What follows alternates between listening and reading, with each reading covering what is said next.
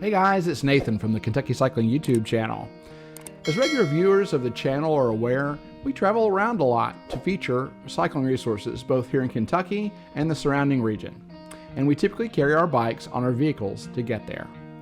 And over the years, I've gained a lot of experience with a fairly wide range of racks, either on my vehicle or on someone else's.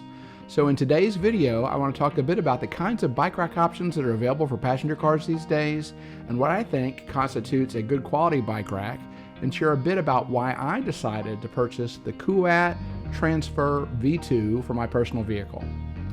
And be sure to stick around, we'll actually take a look at the rack, which will include a demonstration of the rack's functionality, as well as some of my reflections on my ownership experience so far. So let's talk a bit about the kind of bike rack options that are out there. If you're just getting into cycling, this can be a bit overwhelming topic as there are quite a bit of options to choose from.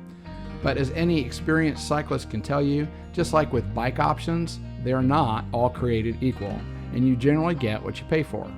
And even within each style of rack, there is going to be a range of both price and quality. Since my rack purchase was for my car and not a truck, van, or SUV, I'm going to focus more on those options, but it's worth mentioning that one of the selling points for me of the Transfer V2 is that it offers the flexibility to move it back and forth between my car and my wife's SUV.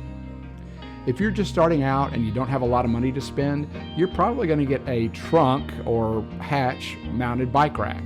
And for the purposes of this video, I'm going to call these beginner racks.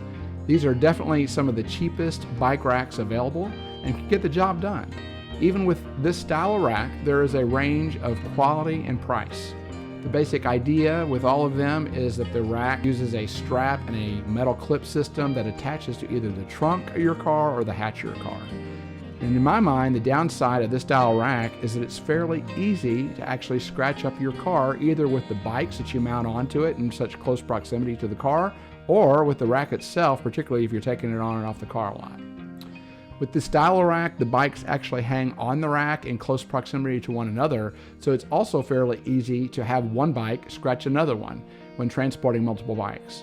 And it should also be noted, if you have a full suspension mountain bike, you're going to need a special adapter to put the bike on this rack and to be able to hang it. In order to avoid scratching up your car, I'd suggest utilizing either a hitch-mounted rack or a roof-mounted rack.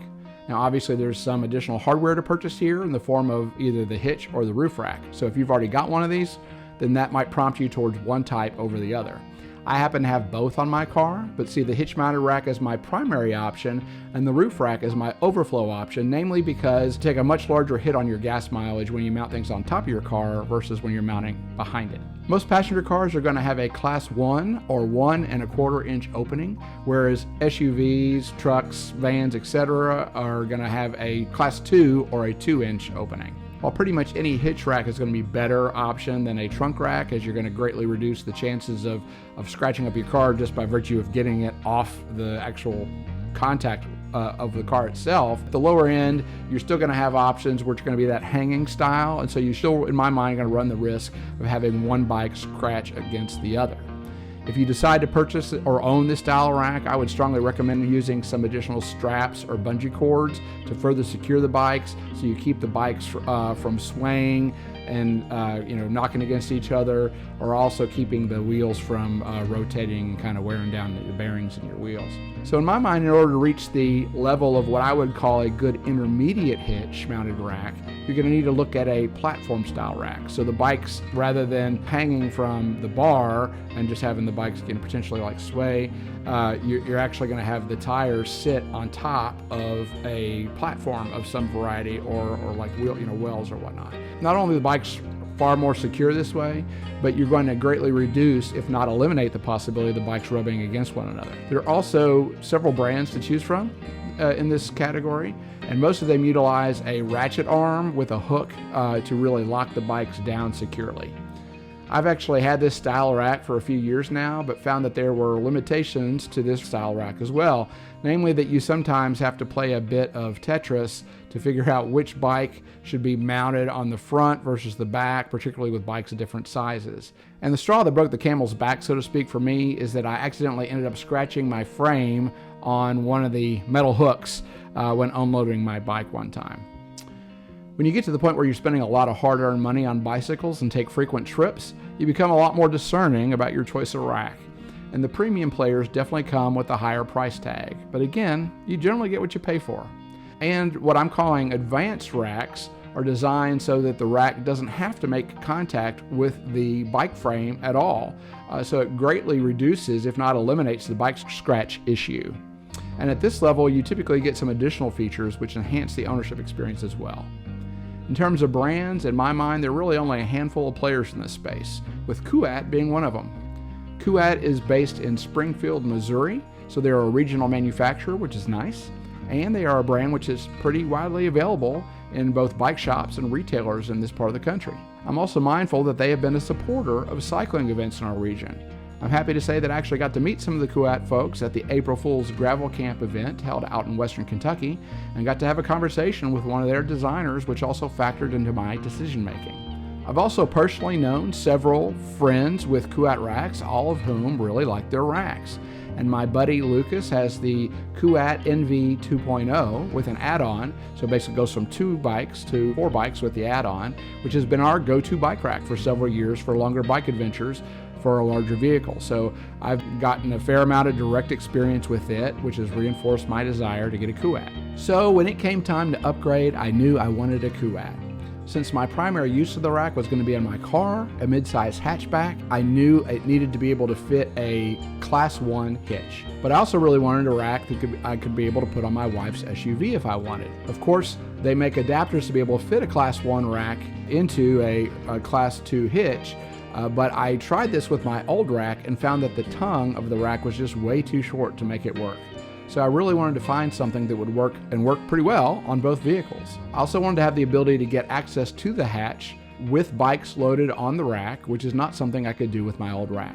In talking with the Kuat rep at the Gravel Camp event, I asked him what his personal favorite rack was, and he said probably the Transfer, mainly because it was so lightweight, which makes it easy to move around and lessens the weight of the rack that I plan to leave mounted on my car, which is also pretty lightweight. So lightweight rack goes well with a lightweight car, relatively speaking. The rack also has a very clever design, which not only helps to reduce the profile of the rack, but it makes it one of the more affordable options in the Kuat lineup, which also added to the rack's appeal a great deal for me. As a larger rider who rides different types of bikes, I wanted to make sure they could handle all the different kind of bikes, and also take a bike with a longer wheelbase and different tire widths. And this redesigned version has been modified so that it can now take a bike up to a 50-inch wheelbase. So no problem bringing my mountain bike as an example, which has a long wheelbase.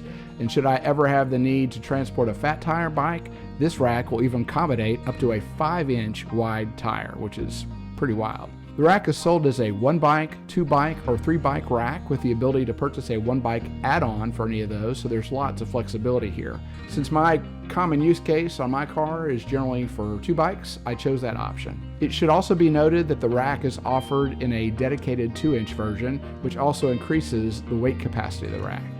Because the design of the rack is modular, there's a fair amount of installation involved with this rack in comparison to some of the other Kuat offerings. That being said, I found the directions to be very good. I took my time assembling the rack, and the process took me about an hour from start to finish.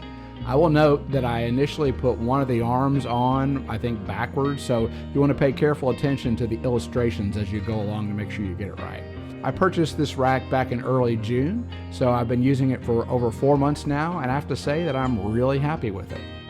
Okay, so with all that background in mind, let's head outside and take a look at the rack so you can see exactly how it works. All right, guys, so here is the Transfer V2 on the back of my Toyota Prius. And to basically put the rack down, you can there's actually a pedal here, or you can reach down and do it either way. But basically you just press that in and it comes on down, and you can see actually you've got 2 arms, as this is the 2-bike rack. And the design here is pretty interesting. So in terms of it just being like a flat panel going across, like the Kuat rack that my friend Lucas has, you can see this is actually quite a bit narrower, which is nice on a smaller car like this, and it actually makes it lightweight. But the way that the bike is held in is there's this tray, you know, which holds the front tire on this side, and then there's a front tire on this side, so it is definitely directional. And then you've got this is pretty ingenious. This actually rotates forwards and backwards depending on the length of the bike. So for longer bikes, it's actually going to, you know, rotate backwards to accommodate the longer wheelbase. So we open it up like this, and I'll say that these are adjustable. So there's actually, if you have a longer wheelbase bike versus a shorter wheelbase bike, there's two different positions here, and you can see there's this piece right here, and you can, it's in one position now, and then if you just unscrew this with the hex wrench, you can flip it around and it would actually change the position here. So the instructions actually have you put it in the initial position, and I can't remember how they refer to it in terms of like A or B. It's been a few months now since I've assembled it. They suggest starting out in the first position. I'll say that one note that I would have is that if you have a longer wheelbase bike or you're a tall rider, I would also go ahead and start out in the second position. I've ended up flipping them both to accommodate that, but if I had a smaller bike, I could always just easily flip that out. One thing that's really, really nice about the Kuat racks is that they have pretty much all their racks, or at least the Hitch-Mounted racks have this. They have a mechanism where there's a ball mounted on the tongue of the rack, to where, and then in this instance, there's actually a little hex bolt, or actually you can see this Allen. Make sure I get a shot of that. This underneath there, that little hex thing, and once you tighten that down, this thing is very, very secure, so it's really not going anyway. You can see I'm actually shaking the whole car when I gotta move the rack back and forth. And then to put on a bike, it's pretty simple. So I'm gonna go ahead and grab a bike here. I wanna swing the arm over, like so. Put the front wheel in here, the back wheel in here. And what's really kind of cool is you can see that even though this is not flat across, this is pretty much holding the bike in as it is like this. So if you've got it on the right angle, then it'll actually hold the bike into place. So I can then, you know, it doesn't really matter which order you're going to do this in, but we want to basically cinch. The idea is we're going to cinch this down in the back. I think typically I would probably do the front first because I'm here. I'm going to go ahead and do this. And then on this arm, and hopefully I've got this in the shot, you want to basically swing this arm up so that it's going to ratchet down to where it is close as it can be to the fork without actually touching the fork and making contact. So you can see I'm just kind of pushing here, and there's that nice large ratchet sound, and I just want to kind of push this down as far as I can get it, and this is in here pretty good. It's really not going anywhere. One thing I like about this is that if I'm just traveling with one bike, I can actually open up my hatch, no problem. And I can do that on all my bikes, even ones with a little wider handlebars, so that's a nice setup. And if I've got a second bike, I'll say it's just moving the arm across here like so. It's helpful to unstrap this guy before you put that. And this is my mountain bike, which is the longest wheelbase of all my bikes. It's a little easier if you've got two people. It's certainly doable with one. So I'm kind of bringing this in here. In this case, I got it kind of mounted this way, so I'm going to bring this up first. Put that down.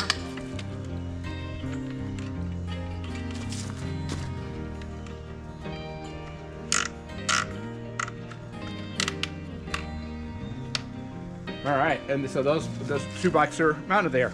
So one other nice feature that I mentioned is that I like the ability to be able to get access to the hatch while I've actually got the bikes mounted on here.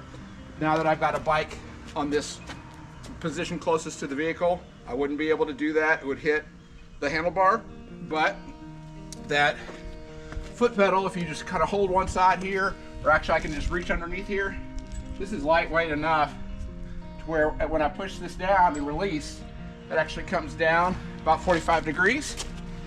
And now I can actually open the hatch all the way and get access. And when I'm ready to raise that again, I would just bring it back up. So just visualize that I shut the hatch and I can bring it back down. So. All right, so I didn't film taking the bikes off, but it literally is just reverse of what I did in terms of putting them on. And a couple of little additional features I wanted to point out about this rack is that they actually send with the rack a couple of nice pieces. This is the semi-integrated lock, and there's actually a place right here where you basically just loop this through like so around the bike frame, go into this guy, and then there's a lock right here, and there's a nice little key that comes with that can go on your keychain. So that's nice and can loop around one or both bikes. Then they send you this nice little Kuat branded like burlap sack, and in that sack are all the tools you need associated with this. So this is the adapter, which actually goes on it for the 2-inch or the class 2 hitch insert. Nice little touch here, little bottle opener that they include. But these are they include all the little hacks that you're going to need for the installation. So that's it in a nutshell, guys. I really am enjoying this rack. Have absolutely zero buyer's remorse with this purchase, which is really nice. It's not very often that I can say that. Usually find something that I don't like about it, but I really do like this rack and would recommend it to others. If you are interested in getting one yourself, I would say go to the Kuat website. You can put in your zip code and then see a list of local bike shops and retailers who carry the racks, and they ask that you purchase that way if you can.